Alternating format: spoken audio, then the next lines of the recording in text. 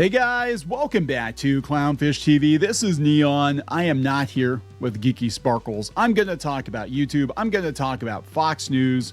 I'm going to talk about YouTube dropping Fox News or potentially dropping Fox News due to a carriage dispute. And I want to talk about this not because, boo-hoo-hoo, Fox News. No, I want to talk about this because YouTube is basically cable at this point. Right. And they had a similar situation with Disney. I think it was last year that they were going to drop Disney. And this feels to me like the direction that YouTube really wants to go in. I don't think they really want to be YouTube. I think they want to be ThemTube. I think they want to be mainstream media. They want to be a Netflix competitor. They want to be a Hulu competitor. And it's very obvious that the new CEO or newer CEO of YouTube wants to push in that direction. Where does that leave the plebs? If they're pushing mainstream media to the top of the search results and streaming, and then look, Fox News does very, very well on YouTube, right? It does. But where does that leave everybody else? And I would say it leaves us with shorts and with the runoff from the Fox Newses and the ABC Newses, and that's basically what's going on. I don't think YouTube really wants a lot of individual influencers on their platform. I mean, they'll take the views, they'll take the money, but really I think it's about chasing after these networks. That's my personal opinion. Just my personal opinion of why everything is changing so quickly on YouTube, and we've noticed it for the last year or so now. In the last couple months, it's become very, very apparent that unless you are part of a bigger organization, it's actually very hard now to get seen on YouTube. They're not recommending independent content like they used to. If you look for something, 9 times out of 10, the result you get is going to be all the vetted media outlets. If you're looking for news, obviously on stuff. And it's kind of weird though, because I remember, it wasn't that long ago that outlets like Fox News were considered the alt-right. And, it seemed like they were kind of dampening, deboosting Fox News and Newsmax and what's the other one? OAN. I don't watch them. I have no idea. But now they are some of the highest viewed channels on the platform. So when they're actually allowed to compete 1-to-1, more people are watching Fox News on YouTube, I think, than any other news network. I'm pretty sure. I think even more so than CNN. But let's talk about this, and let's talk about the bigger picture, which is YouTube chasing after the cable audience. That's what they want right now. So before we get into it any further, please subscribe for more pop culture news, views, and rants, guys. This is coming from The Wrap. Fox warns of possible YouTube programming blackout due to carriage dispute. The media giant's current deal with the Google-owned platform expires Wednesday at 5. Fox is warning viewers who subscribe to YouTube TV that they may lose access to the company's news, sports, entertainment, and local station programming, as the media giant and the Google-owned platform's current carriage deal is set to expire Wednesday at 5. Why do they always wait until the very, very last minute to work these things out? And then there's lots of bullying and trash talking and all that. While Fox remains committed to reaching a fair agreement with Google's YouTube TV, we are disappointed that Google continually exploits its outsized influence by proposing terms that are out of step with the marketplace. That's what Fox said. We are alerting Fox viewers who are YouTube subscribers that they could lose access to much of their favorite news, sports, entertainment, local station programming unless Google engages in a meaningful way soon. YouTube currently carries Fox, Fox Sports, FS1, FS2, Big Ten Network, Fox Deportes, Fox News Channel, and local Fox stations across the country. If the two parties are unable to reach an agreement, Fox said YouTube customers could be deprived of some of the fall's biggest television sporting events. So that's the pain point. You're going to lose sports. In a blog post, YouTube said that Fox is asking for payments that are far higher than what partners with comparable content offerings receive. So here's the thing. If they are asking for more money, I'm going to tell you right now, regardless of how you feel about Fox, the numbers say that Fox News is like way ahead of everybody else and that they're actually making money. I mean, you've got MSN downsizing, MSNBC downsizing, all these other media outlets downsizing, and Fox is posting record profits. So yeah, they're probably like, we know what we bring to the platform. You're going to give us the money. Now, will YouTube do that, or will YouTube be like, you know what? This is a fantastic opportunity to double down on censorship or whatever and just get rid of Fox News. Yeah, we'll just take Fox News right off the platform. I don't know if they'd be that dumb, but they're going to try to get the best deal they can get.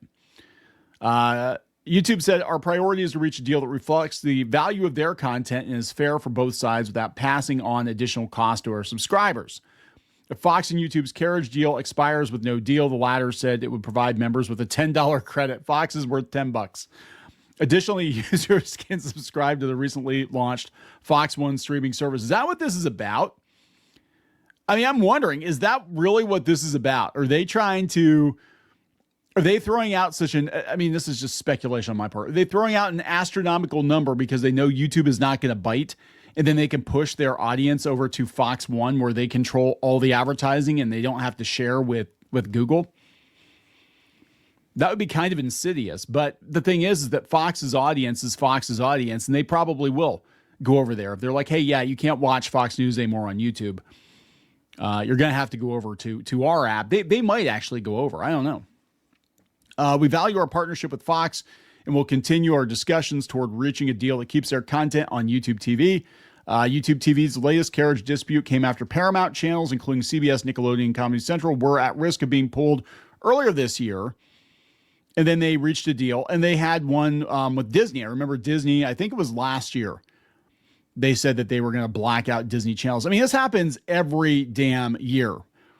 But it's weird to see that this becomes like headline news every time they're up for a renewal. And here's what I think is going on. And this is coming from Mint. How YouTube quietly dethroned Hollywood and became America's top TV network. YouTube knows that more people watch them than watch network TV. And so they're going to try to, play that card, right? And the same with streaming. YouTube is actually the biggest streamer out there. So why are they downplaying individuals? Well, this kind of reminds me of what happened with Webtoon, where Webtoon, and no offense to Webtoon, because if I even mention anything negative or remotely, something that could be remotely misconstrued as negative about Webtoon, I get their PR people writing me emails and trying to get a hold of me on Facebook when I'm on vacation. just saying. But Webtoon did use a lot of independent creators to build their platform. And then once they got to a certain size, it became all about their people, their content, and movie deals, Hollywood deals, because that's what the end game was, right? So then the independent creators got less and less and less bandwidth, and now you're basically fighting for scraps. Every once in a while, somebody gets through. Every once in a while, a Western creator, does get through, like Lore Olympus, and there are a few other examples. But for the most part, it's they grew the platform, they got the eyeballs. Now it's all about getting those Hollywood deals, pushing people to watch their adaptations, their anime, all that stuff. And that's what it kind of feels like with YouTube now. This new guy, like I know everybody used to dunk on Susan, Mama Susan, R.I.P., but she did, for better or for worse, I think, care about creators more than the guy they have now. What's his name? Neil? I don't even remember his name. He's just another CEO. It feels like YouTube doesn't really care about the independent creators, that they want to chase Hollywood. They want to be cable. They want to be Comcast. They want to be Hulu. They want to be Netflix. That's their end game. That they're going to become the place where you go to watch television. And then, yeah, you can post your own stuff on there. That's fine. But unless you're with a major studio that they've cut a deal with. And this might explain why. And we talked about this when we're talking about the late night clips and we're talking about Saturday Night Live and all that stuff. This might explain why the Jimmy Kimmel clips and the Jimmy Fallon clips and all the Jimmy clips and Saturday Night Live, all that stuff gets pushed to the top of recommended on YouTube because they've got a deal in place with them for television and all of that. And it could be that was one of the asks. Like, we'll cut you a little bit of a deal, YouTube, if you make sure Jimmy Fallon gets pushed to the front page. all the time. And that's what it feels like. So I think everything's changing. I think from a creator's point of view, as somebody who's been doing this for quite a while by YouTube standards. I mean, we've been doing this, God, like 8 years now, something like that. Things are definitely changing, and I think they're pushing in this television, cable television, streaming direction. And I don't know where that leaves everybody else. I really have no idea. I mean, what will happen is we'll get to a point where it does make sense for the independent creators to even bother with YouTube, and they'll just go to some other platform. But will that platform reach critical mass like YouTube did? You know, it feels like we're just boomeranging around to the reason why everybody went to YouTube in the first place was to get away from this corporate content, to get away from the Hollywood system. And now they followed us over here, and it feels like they're going to all kind of push us out. And that's also on YouTube too. This is what they want. They want this. I wasn't trying to like rant about that. I know it's supposed to be about Fox News and all that, but it's a bigger issue. And, they're going to make more and more deals like this. And eventually the little guy is going to get drowned out. I mean, that's the truth. I mean, it might not happen this year. It might not happen next year. But I would say within 5 years, YouTube is going to consider itself more of a Netflix competitor. And the plebs can have shorts. They can do their little live streams or whatever, but we're really not going to promote. Like, you can put your stuff on our platform, but we're not going to promote it. We're going to promote Fox News, CNN, ABC, NBC, studio-produced movies, studio-produced TV shows. That probably at that point, they're going to be studio-produced AI TV shows, all that stuff. We're gonna push that over your content, and that's what's going to happen. And so I guess my question is, do we have another platform to go to? I don't know. I don't know if people will, or if they just got so comfortable on YouTube in the last 20 years that they're not even going to bother going anyplace else. They're just going to park it on YouTube. And that's what they want. They want you to pay the premium, which is like a Netflix subscription. And so there we go. That's my 2 cents on it. We'll see what happens. I'm going to wrap it up. Please subscribe. We'll talk later. For more pop culture news, views, and rants, go to news.clownfishtv.com. That's news.clownfishtv.com.